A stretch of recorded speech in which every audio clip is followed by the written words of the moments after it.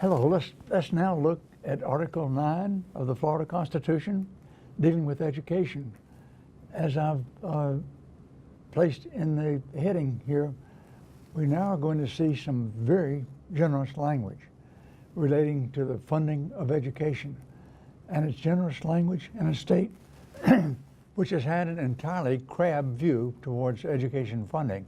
So we're going to read the constitutional language, try to figure out how it applies, which portions of it can be enforced, and which portions of it are likely not to be enforced.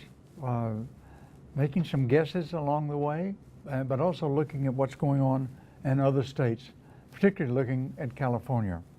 So our objectives are to understand the principles that govern education in Florida, to understand the structure of education in Florida. How is education in Florida governed? And to appreciate the provisions that now give aspirations to the proper support for education in Florida. First of all, let's look carefully at Article 9, Section 1, and look at this language and give some thought. What would you do to draft language to see that Florida had an excellent education system? Look at what the legislature's tried to do. This language now, some of it goes back to the Florida Constitution of 1868, the Reconstruction Constitution, and has been brought forward. But some of the language comes to us courtesy of the 1998 Constitution Revision Commission, which greatly improved this language. And then some of the language, we'll see shortly, came in through initiative provision. So education, we see in Section 1, is a fundamental value of Florida. It's a paramount duty of the state, to make adequate provision for education of all children. Adequate provision shall be made by law, and then it gives us a set of principles. It must be a uniform, efficient, safe, secure, and high-quality system. We now get these words that now tell us what our aspirations are for the Florida education system. To what extent are those aspirational words now useful to us as constitutional litigators? Is it possible now to take those words, take them to a court in a complaint, and have a court enforce those words? As we'll see in a moment, it has been possible in some states to do just that, but we now in Florida in 2014 are still waiting to see to what extent the Florida courts will take this language and apply it in some way that helps advance education. Read the language carefully. Give some thought to how you might change the language to make it stronger, and more important, to make it enforceable. Now, included also in Section 1 is provisions relating to class size. Now here, the legislative draftsmen, and they were not legislative draftsmen, this actually came in through an initiative provision. It now provides for limitation on class size. And look at how this is done. We actually get the standards in the Constitution. It tells you how many students you can have in grades kindergarten through grade 3, in grades 4 through 8, and in other levels of education. It tells you how large the class can be.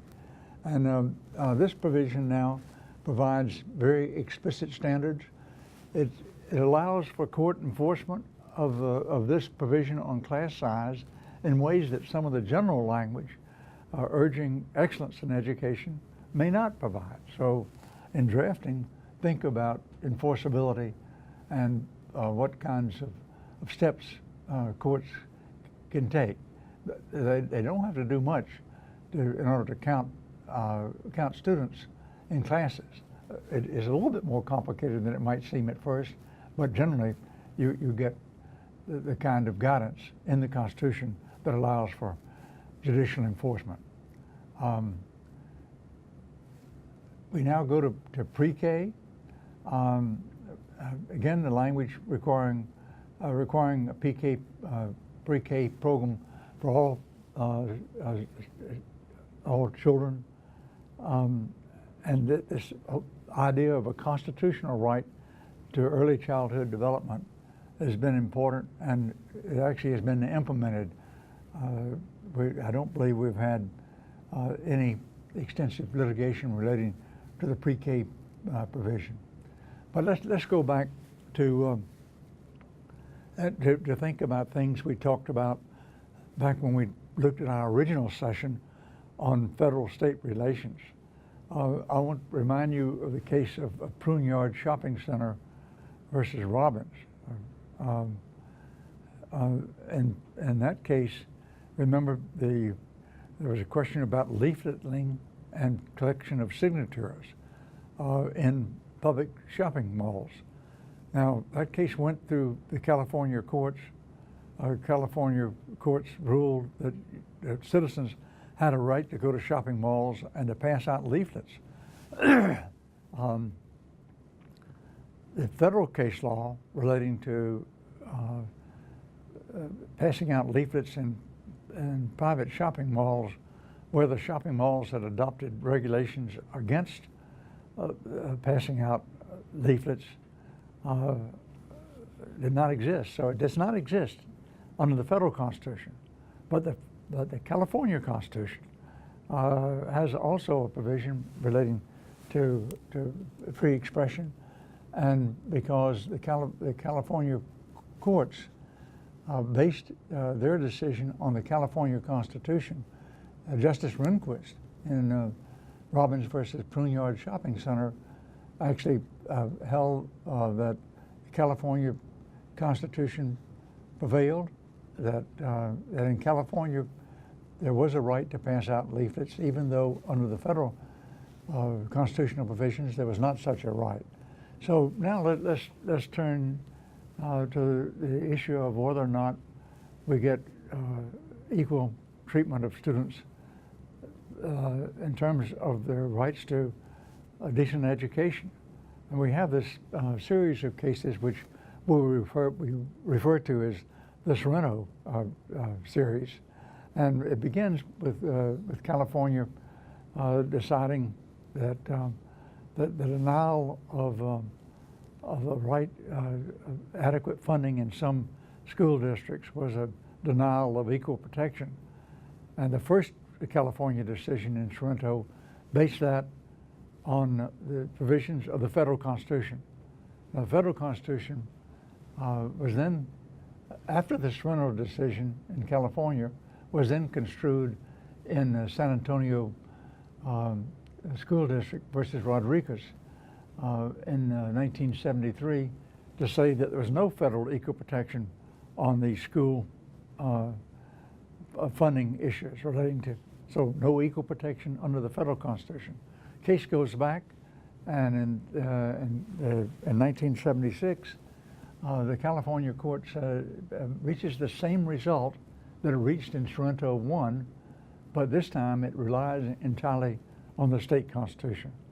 This is an application, as you'll remember, of the very important principle that's laid out in Michigan versus Long, and that is where a state decision is based solely on a state constitution provision, and that state constitutional provision is itself constitutional, then the federal government will respect the state constitution, making state constitutional law extremely important for a range of rights of individuals.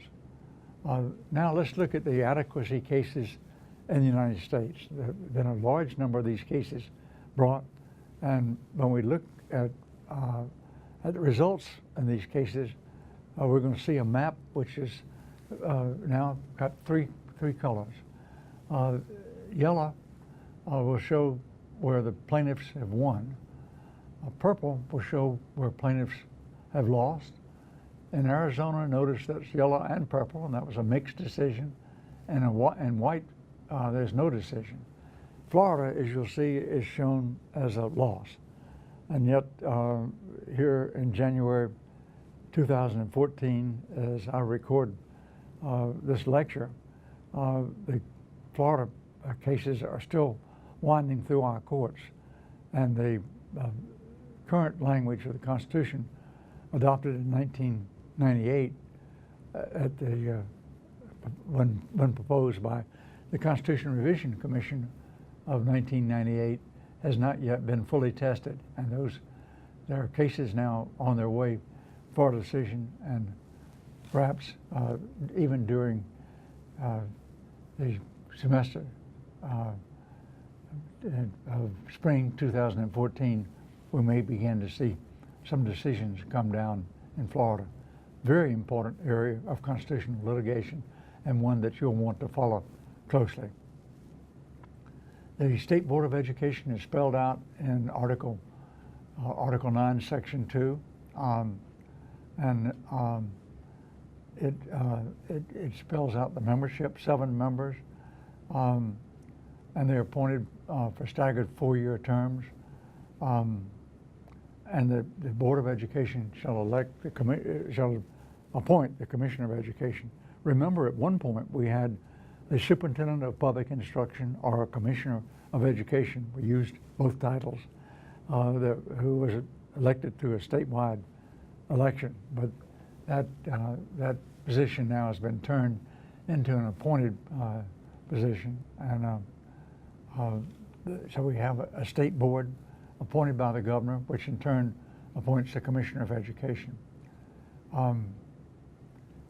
Now, we've just said that the state board has terms of 4 years, but it's possible under the Constitution for any appointed board dealing with education to serve terms in excess of 4 years, and the legislature can make that determination. So the place where terms can be greater than 4 years is in education or as provided in the Constitution. And here the legislative power has been used to give longer terms in some instances. School districts and school boards, Article 9, Section 4 tells us that a school district shall be